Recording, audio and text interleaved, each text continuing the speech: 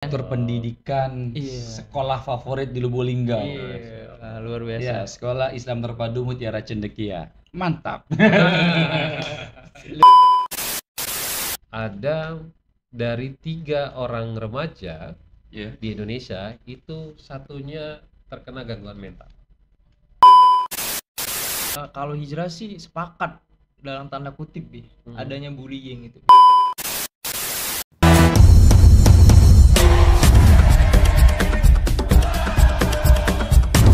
Assalamualaikum warahmatullahi wabarakatuh. Waalaikumsalam warahmatullahi wabarakatuh. Masih barengan sama Hijrah Setiawan Dan saya Ibnu Hambali serta narasumber kita Abi Umar Diharja dalam podcast yang kalian tunggu-tunggu, apalagi kalau bukan Gusur. Apa tuh? Gudang Suara.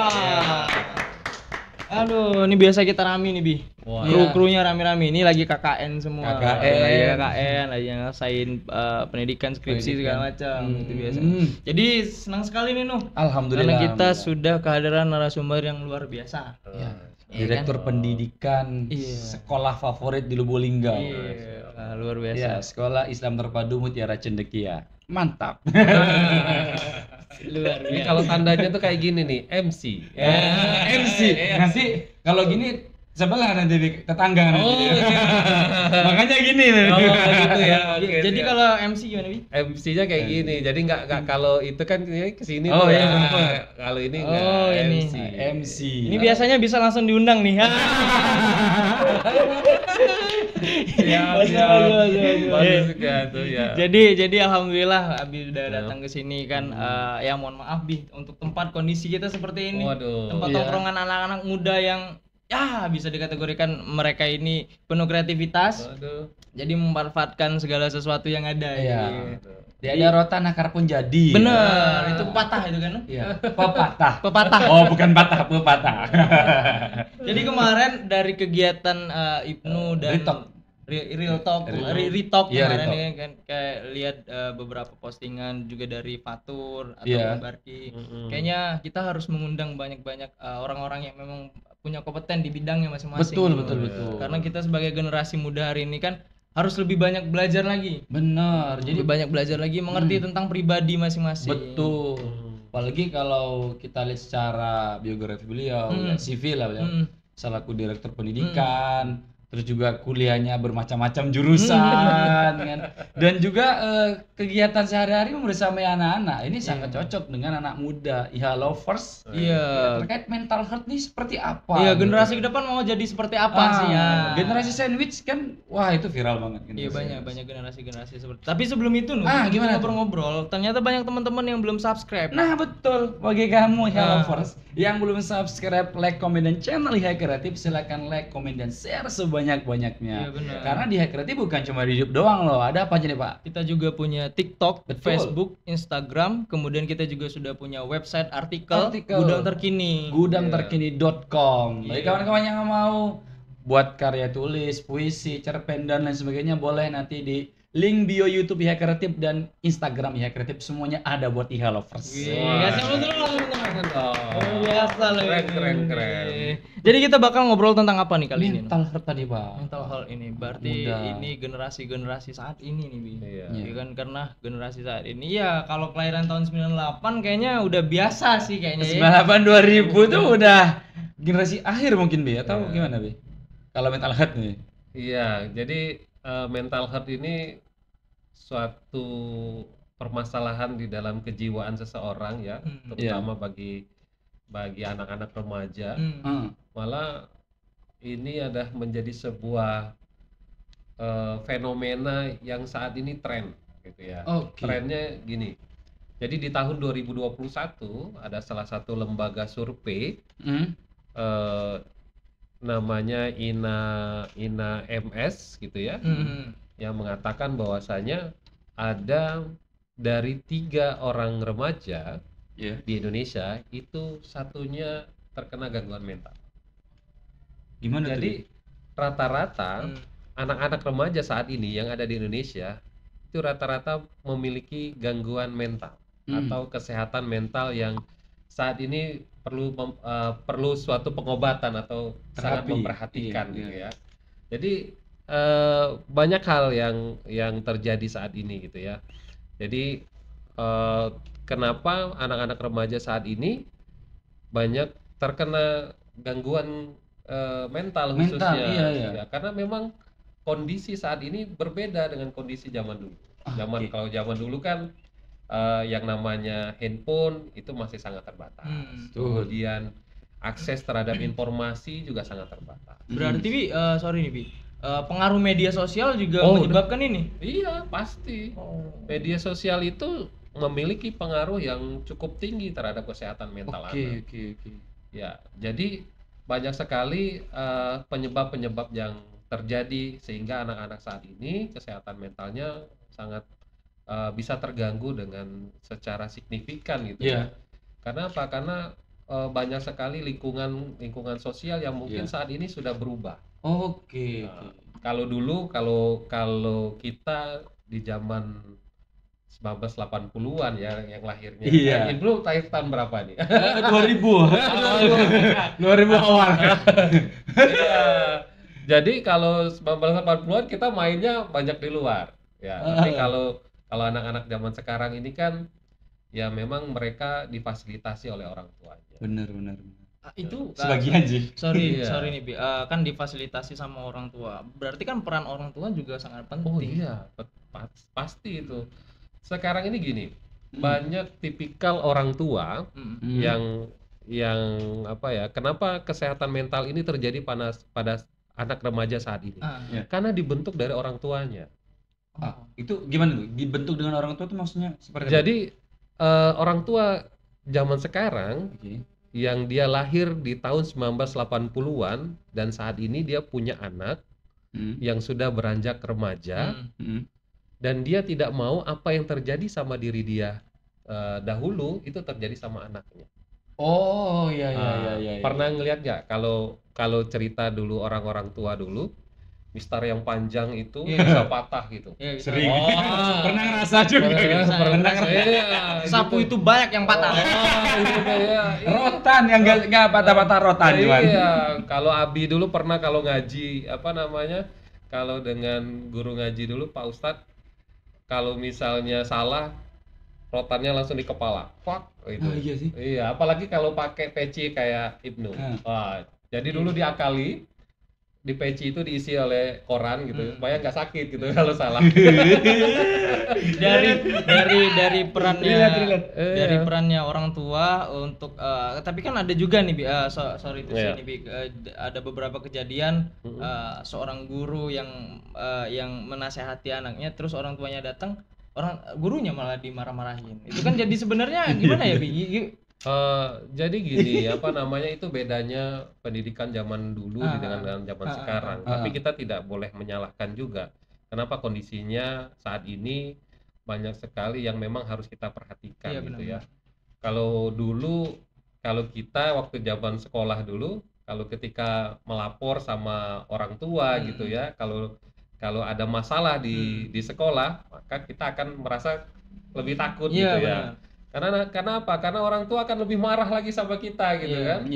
Nah, beda dengan zaman sekarang. Ya, zaman sekarang karena memang orang tuanya tidak mau itu terjadi sama anaknya. Apa yang dia alami dulu itu tidak ingin terjadi sama anaknya sekarang.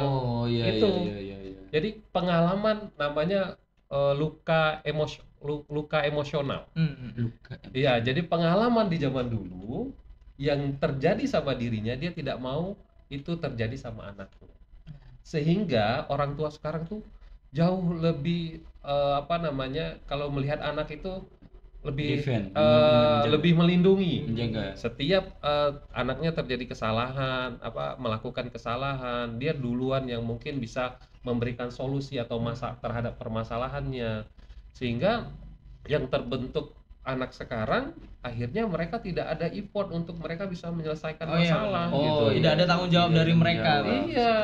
Jadi mereka saat ini ya udah, toh ada juga sih orang tua saya gitu ya yang menyelesaikannya gitu. Ada hal positif dan ada hal negatif juga ketika mereka terjadi seperti sekarang gitu Bi. Kayak misalkan anak-anak cerita dengan orang tua itu hal positifnya, tapi hal yang negatifnya itu kita sebagai orang tua harus lebih pintar lagi menyikapi hal seperti itu kan. Betul. Karena kan ada juga di beberapa media sosial kan Bi yang viral misalkan kan orang tuanya dimarahin segala macam kan gitu. Jadi impact bagi anak-anak sekarang ini mereka tidak, benar kata Bi tadi, mereka tidak punya tanggung jawab untuk menyelesaikan masalah itu tadi. Benar. Nah, tapi kalau ini sorry Bi, agak motong. Nyambung dari hijrah tadi. Ini kan kompleks nih. Kita bisa bilang kompleks, tapi cara untuk mengurangi kayak gitu seperti apa di zaman kita yang serba kompleks seperti ini, Bi? Jadi gini, banyak aktivitas positif yang bisa dilakukan oleh para remaja saat ini gitu ya. Iya. Abi dulu pernah ada cerita, salah satu anak di sekolah gitu ya. Dia setiap hari nggak mau masuk ke dalam kelas. Wih, terus. Iya, jadi nggak mau masuk ke dalam kelas, kemudian karena dia menganggap kelas itu menjadi sebuah hal yang menakutkan bagi dia. Oh iya. Dengan lingkungannya yang mungkin dia tidak merasa nyaman, dengan suasana kondisi di dalam kelas sosialnya dia tidak merasa suka. Kemudian mungkin tekanan dari orang tua yang dia di rumah mungkin tidak mendapatkan perhatian yang lebih, sehingga dia menjadi orang yang sangat tertutup, kemudian merasa setiap hari ke sekolah itu menjadi sebuah beban bagi dia gitu ya. Itu salah satu bentuk bahwa anak ini terkena gangguan kesehatan mentalnya gitu. Ya, ini yang jadi masalah. Ketika Abi dihadapkan dengan anak tersebut, akhirnya Abi ajak bercerita. Bercerita, Ananda, apa yang Ananda inginkan di sekolah ini? Kenapa Ananda tidak mau belajar? Kenapa Ananda setiap belajar itu akhirnya keluar kelas untuk menghindari guru? Iya. Akhirnya dia bilang, Abi, saya di sini bukan hanya mau belajar, tapi mau banyak aktivitas seni ataupun olahraga. Terus Abi tanya sama dia, kamu sukanya apa? Dia bilang, saya sukanya main basket. Oh iya, oke. Apalagi yang kamu suka? Yang kamu suka seni. Seninya apa? Dia senang main musik, dia senang main gitar. Oke. Mulai besok Abi akan buat ekskul gitar dan ekskul basket di sekolah ini. Kamu main ya? Mau? Oke, mau. Dengan perjanjian nanti kamu nggak boleh keluar dari kelas. Akhirnya saking semangatnya akhirnya dia masuk kelas, dia semangat, apa yang dia inginkan tersalurkan, musiknya tersalurkan, kemudian olahraganya main basket tersalurkan. Alhamdulillah malah saat ini dia merasa nyaman di sekolahnya. Nah, itu yang Abi bilang, dengan kegiatan yang positif, menyalurkan hobi, menyalurkan keinginan dia, akhirnya yang lain akan menjadi penopang untuk dia bisa belajar dengan baik gitu. Iya. Jadi apa istilahnya, ketika ada anak atau seorang kayak gitu berarti tidak langsung dijudge yang buruk. Kita gali dulu apa sih permasalahannya, dan juga dia keinginannya seperti apa. Kalau emang itu selagi bisa kita bantu, ya mungkin kita bantu. Kalaupun kita tidak bisa bantu, kita salurkan atau sampaikan kepada yang bisa bantu. Kira-kira seperti itu ternyata ya. Ya luar biasa aja. Ada juga ini Bi, sekarang ini kan ada yang lagi hangat itu generasi sandwich. Itu kan generasi sandwich itu katanya tekanan dari keluarga dan tekanan dari luar. Nah itu gimana menurut Abi sendiri dengan adanya generasi? Kalau Abi menilai generasi sandwich itu berbeda dengan orang-orang lain yang berpandangan bahwa generasi ini adalah generasi yang istilahnya punya beban. Beban masa lalu dan beban yang masa akan datang. Nah, itu kenapa dia sandwich gitu ya. Jadi masa lalu dan masa akan datang. Kalau Abi menilainya, ya itu sudah kewajiban seorang anak. Iya, benar. Iya, masuk sih. Iya, benar. Itu udah kewajiban seorang anak. Kita ini sebagai seorang anak yang memiliki orang tua udah suatu kewajiban. Kalau generasi sandwich yang dinilai di luar saat ini yang merasa itu adalah menjadi sebuah beban.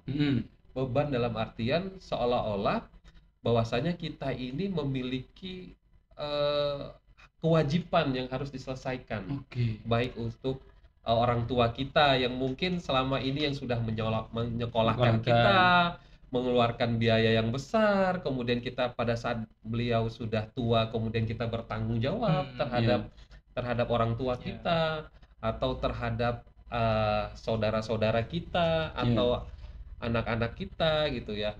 Nah itu sudah kalau menurut Abi yang harus sudah menjadi kewajiban, bukan suatu fenomena yang harus dipermasalahkan gitu ya. Nah mungkin itu nggak tahu sih seperti apa, mungkin anak-anak kelahiran 80-an 90-an mungkin sudah ada kayak gitu kan tentang kewajiban itu. Mungkin bisa sedikit gambaran bagaimana ketika anak zaman tempo yang lalu gitu kan menyikapi hal seperti ini tuh seperti apa? Jadi gini, Abi juga berasal dari bukan orang tua yang memiliki tingkat kemampuan untuk menyekolahkan, kemampuan untuk memberikan banyak hak sebagai seorang anak gitu ya, baik secara materi gitu ya. Tapi kenapa saat ini Abi merasakan sebuah kenikmatan dunia khususnya apa yang Abi dapatkan hari itu karena orang tua. Ya, mungkin karena doa mereka lah dan rasa tanggung jawab yang harus kita lakukan, baik itu terhadap orang tua, saudara-saudara kita, maupun tanggung jawab kita nanti terhadap generasi yang kedepannya, sehingga kita sendiri yang pasti akan mendapatkan rezeki yang mungkin jauh lebih berkah. Abi merasakan itu. Jadi ketika mendapatkan restu, rahmat, berkah, doa dari orang tua, maka yang terjadi adalah kenikmatan hidup ini akan kita rasakan. Berarti birrul walidah ini tuh bener-bener nyata dan memang harus direalisasikan. Karena secara bahasa sih sebenarnya generasi sandwich itu kan secara bahasa dan maknanya setiap orang pasti merasakan itu. Pasti merasakan. Tinggal bagaimana cara kita menyikapi itu tadi. Kayak bener-bener. Jadi kalau misalkan teman-teman nih yang masih ngerasa aku generasi sandwich nih, punya beban, punya tekanan segala macam, sebenarnya itu sudah jadi kewajiban kita dan bagaimana cara kita untuk menyikapi hal tersebut. Kucing nggak jauhnya beban ya. Ini kan kayak kalau misalkan kita punya permasalahan, aku ada permasalahan di sini segala macam di luar dan di dalam misalkan. Itu bukan termasuk generasi sandwich dan memang setiap manusia pasti punya permasalahan. Kita harus nyikapin itu. Jadi jangan sampai bahasa-bahasa seperti ini yang membuat kita tuh kayak ini aku banget. Biasa itu kayak gitu. Ini gue banget gitu ya. Ini gue banget. Biasa kan kayak gitu anak muda. Padahal sebenarnya setiap orang pasti punya masalah. Jadi salah satu penyebab gangguan kesehatan mental itu gue banget itu loh. Jadi seolah-olah merasa bahwa kita tuh orang yang paling tersakiti gitu. Waduh, makin dalam kita menyikapi itu makin sakit hati kita. Betul. Ya sering tuh biasa teman-teman yang biasa kirim reels di Instagram kan, kirim membagikan, wah ini aku banget. Ngetek. Bro lu ngerasain gak kayak gini bro?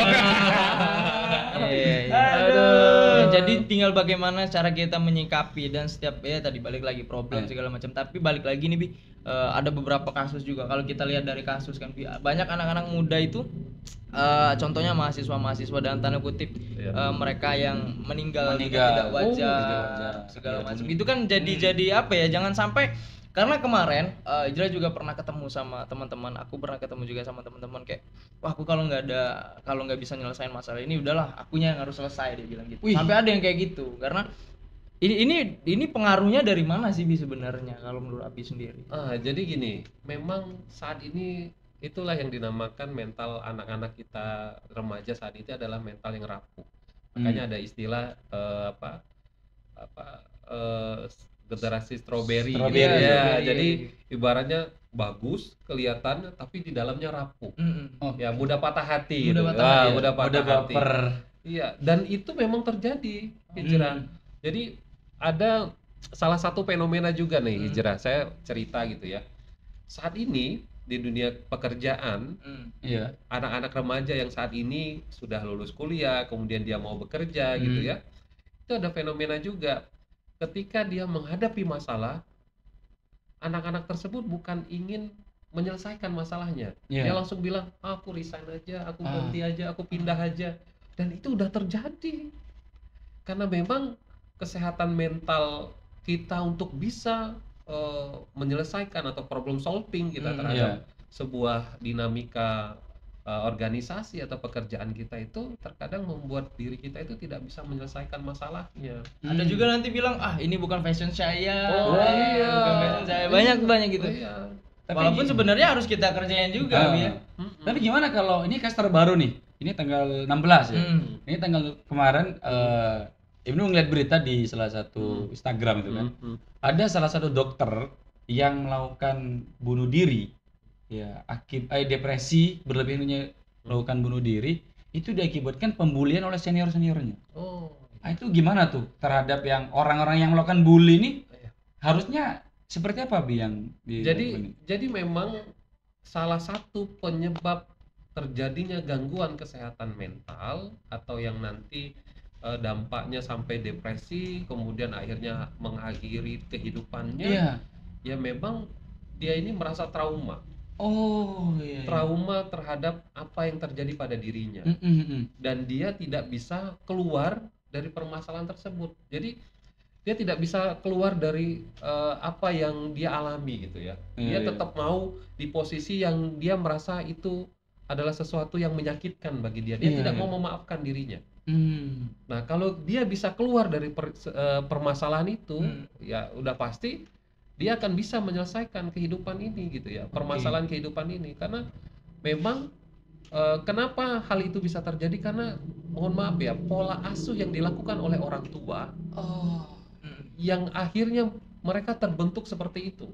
Jadi orang tua saat ini yang di zaman dulu yang membentuk mereka, akhirnya mereka menjadi dewasa saat ini adalah mereka tidak pernah diajarkan untuk bisa menyelesaikan masalah. Problemnya tadi.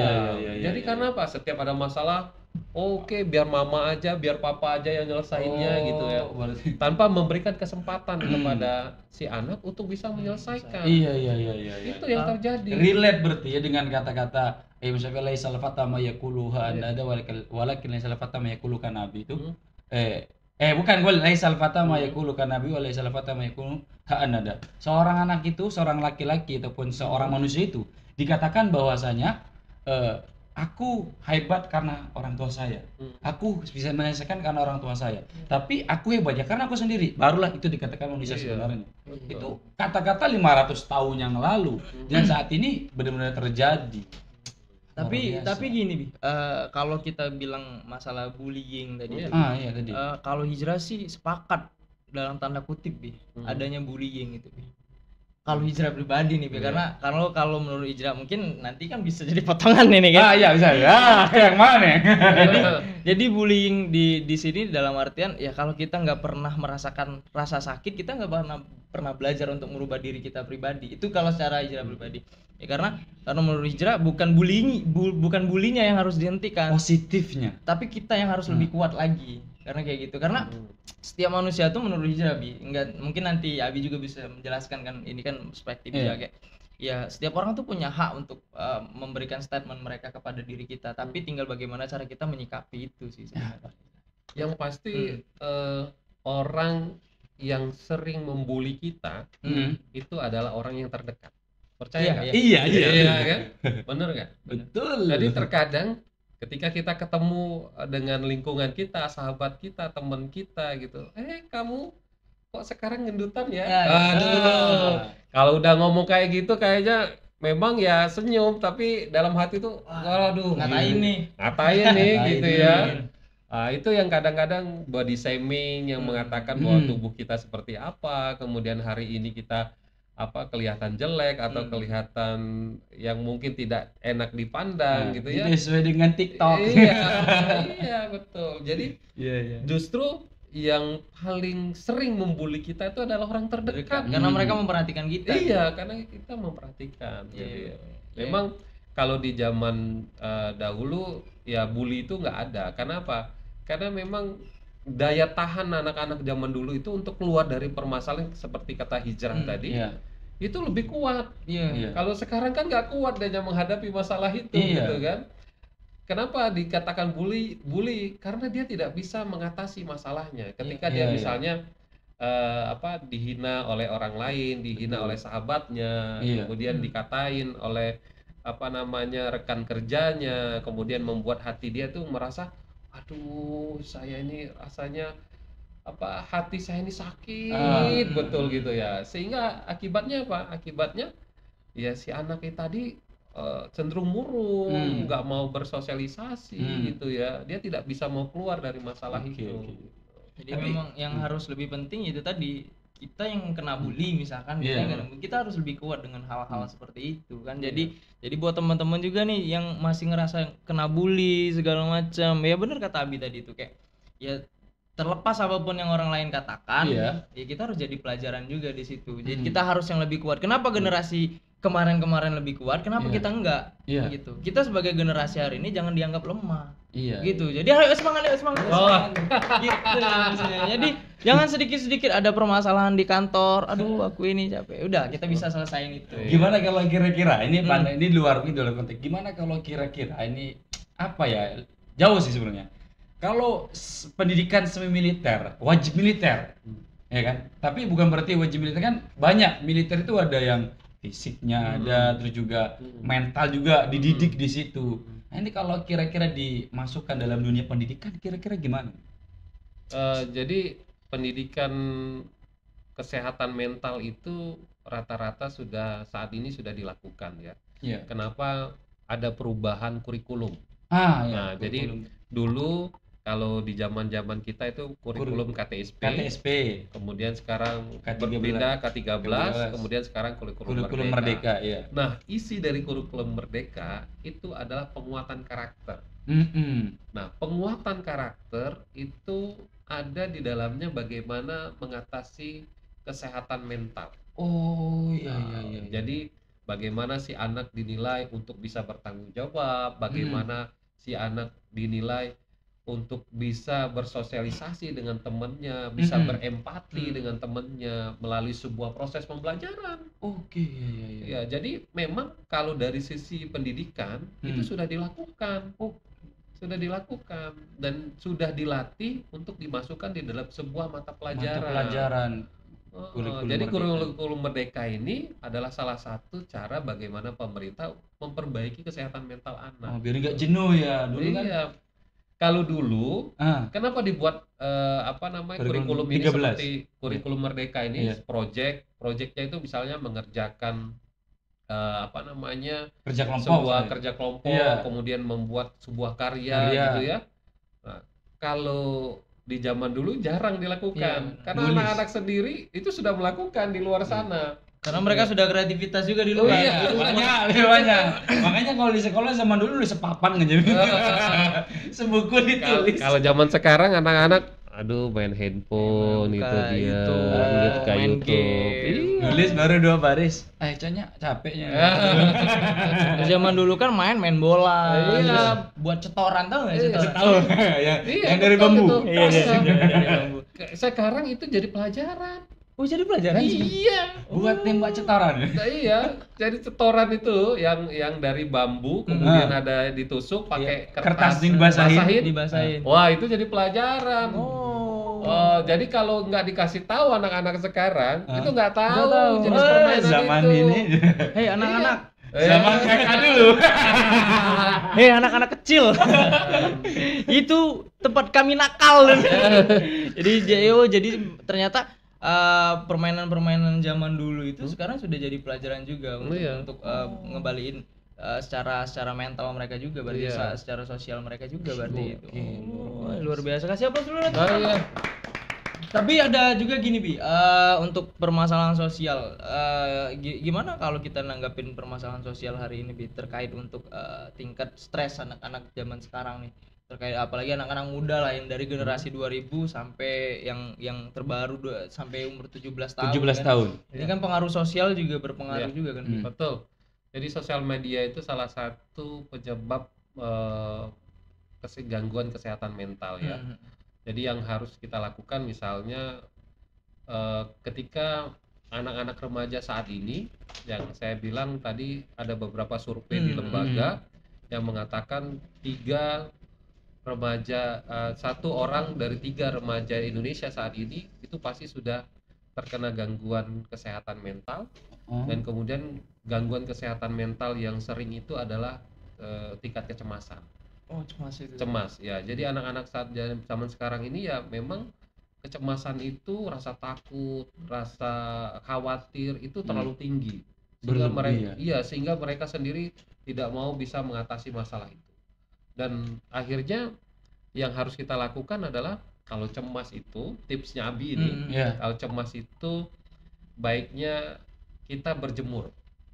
Itu akan mengurangi kecemasan yang kita lakukan. Jadi ketika kita merasakan cemas, baiknya kita berjemur. Kalau malam di luar. Iya. Kalau malam kedinginan ya. Kan kalau malam nggak ada matahari nih. Itu bukan berjemur namanya. Kalau malam gimana ya? Memang ada sindrom. Ada sindrom. Iya. Anak-anak seperti ini. Aku mau bilang, tapi nggak usah nanti ditonton sama anak-anak. Nggak bisa. Jadi itu salah satu treatment kalau misalkan kita lagi cemas itu kita harus lebih harus di lapangan terbuka atau segala macam. Melakukan aktivitas olahraga itu salah satu cara untuk kita mengurangi cemas, kemudian stres yang dapat mengakibatkan diri kita ini merasa hari ini kita nggak baik-baik saja kondisinya gitu ya. Jadi olahraga kemudian mengatur ritme tidur itu juga akan mengurangi tingkat stres yang ada pada diri kita. Dan salah satu ini ya, tidur malam itu bisa menjadi salah satu penyebab tingkat stres seorang remaja. Begadang itu. Iya. Pantesan teman-teman aku banyak yang stres. Waduh, tidur jam berapa guys? Pulang dari gudang jam 12 malam terus. Nanti di grup masih chat-chatan itu di grup. Belum tidur semua. Memang kan begadang itu juga berpengaruh. Iya, berpengaruh. Iya, bukan cuma stres, darah rendah, darah tinggi. Tipes terakhir. Tapi kalau ini kan jadi PR juga bagi tenaga pengajar nih, baik guru segala macam. Nah, selama Abi kan ada di Mutiara Cendekia, gimana cara sistem atau pendidikan yang diusahakan sama tenaga pendidik di sana, Bi, dengan kejadian-kejadian seperti ini? Iya, yang pasti yang harus dilakukan tenaga pendidik saat ini adalah bagaimana mendekati mereka itu sebagai seorang kakak. Iya. Jadi pendidikan saat ini tuh bukan ada batasan antara dia anak murid saya, dia siswa saya, dan saya adalah guru mereka yang harus mereka hormati. Tidak. Sekarang ini yang harus dilakukan adalah bagaimana kita menciptakan kondisi anak-anak itu adalah sebagai adik kita. Ya, kita ini sebagai seorang kakak yang harus memberikan nasihat kepada mereka. Mereka itu butuh tempat. Mereka itu butuh tempat untuk curhat, ya. Untuk mengatakan tentang kondisi mereka saat ini, gitu, masalah kehidupannya, masalah dengan sahabatnya, masalah dengan keluarganya, gitu ya. Mereka butuh tempat untuk curhat. Sehingga para pendidik yang ada saat ini diharuskan adalah bagaimana kita menciptakan suasana sehingga proses pembelajaran itu akan jauh lebih menarik atau akan jauh lebih mengasyikkan bagi mereka. Karena apa? Kedekatan itu dibangun dari sebuah cara kita bagaimana bisa berdiskusi dengan anak-anak. Jadi zaman sekarang itu bukan lagi kayak misalnya kita hari ini, anak-anak hari ini kita belajar ya gitu ya, kamu perhatiin pokoknya buka halaman sekian nanti tugasnya itu. Enggak lagi. Sekarang mereka sudah menjadi seorang kakak dan dan siswa sudah menjadi seorang adik. Kalau mau pembelajaran itu berhasil. Dan di Mutiara Cendekia sudah menerapkan. Oh iya, sudah pasti. Ayo teman-teman, ya, kalian yang ayo daftarkan ayah bunda. Bisa loh ini diajak.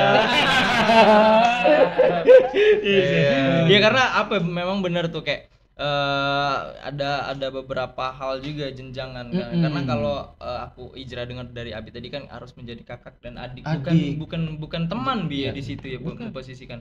Kalau teman malah nanti membuat ini ya, apa namanya, kalau teman itu tidak ada pembatas. Ya, kalau teman itu justru nanti semena-mena gitu ya, seolah-olah nanti tidak ada pembelajaran di sana. Karena anak-anak tuh perlu harus diberi pembelajaran, bahwa dia juga edukasi bahwasanya kita ini adalah seorang guru, mereka adalah seorang siswa, tapi kedekatan itu kita bangun sebagai kakak dan adik. Oh. Iya. Biar apa ya? Biar anak-anak juga ada deket sama seorang guru, dan guru juga bisa mengerti apa keinginan dari anak. Iya, betul. Gak ragu-ragu lah misalnya kalau mau ngomong ini. Jadi ya. kalau di sekolah Mutiara Cendekia, kita punya psikolog di sana. Oh, ada psikolog? Psikolog. Iya, kita punya psikolog di sana. Kita juga ada guru yang konseling, yang memang jurusan dari pendidikan BK ya, bimbingan konseling. Kemudian juga ada psikolog di sana.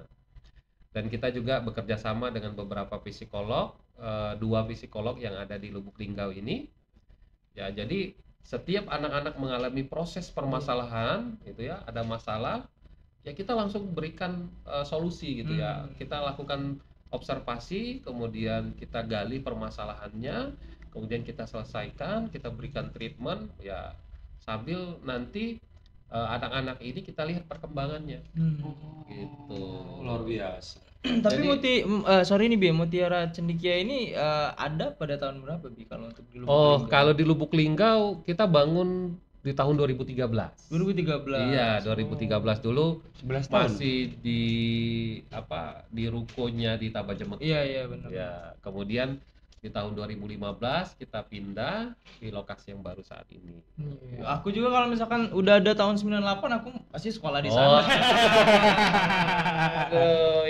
Iya, karena kan apalagi biro pendidikannya beliau ya.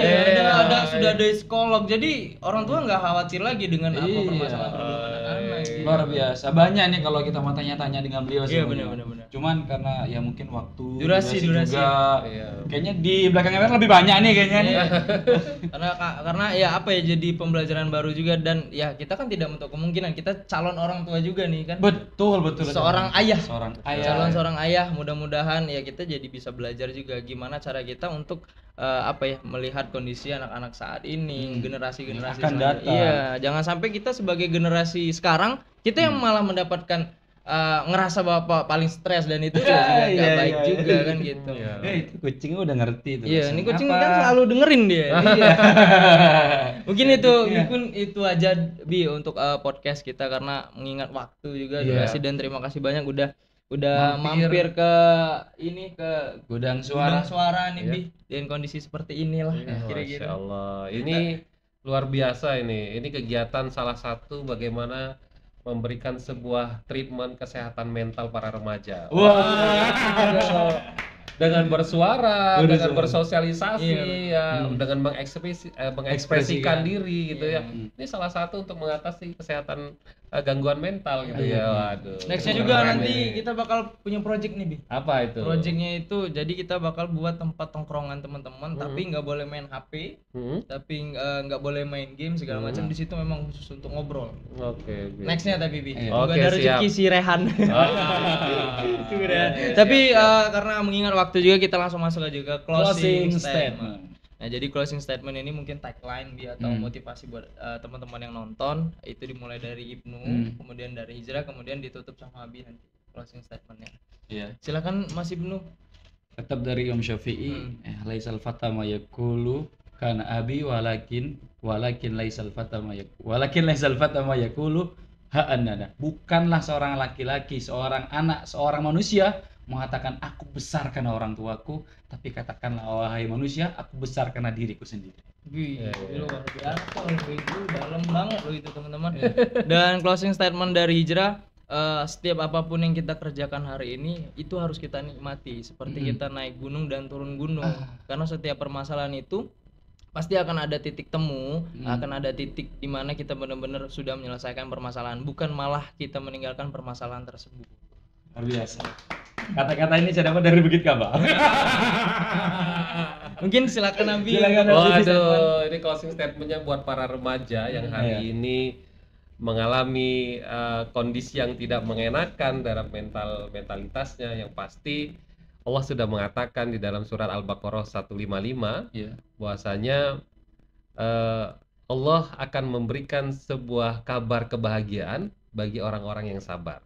Maka mulai hari ini teman-teman semua harus lebih sabar, lebih mawas diri, sehingga nanti akan jauh lebih bahagia. Luar biasa. Dalam samudra nih. Sekali lagi terima kasih banyak. Iya, sama-sama. Terima kasih. Silakan Mas Ibnu di closing. Sebelumnya bagi kawan-kawan, saya ingatkan lagi yang belum like, komen, dan subscribe, tetap komen dan subscribe serta share sebanyak-banyaknya. Info terbaru, IHKRT punya saluran WhatsApp bagi kalian yang ingin tidak ketinggalan. Gabung di saluran WhatsApp kami, ada di link bio YouTube kami. Tentunya di Gudang Suara, di mana pemuda berkumpul, disitulah suara digaungkan. Tetap bersama kami di Gusur. Apa tuh? Gudang Suara.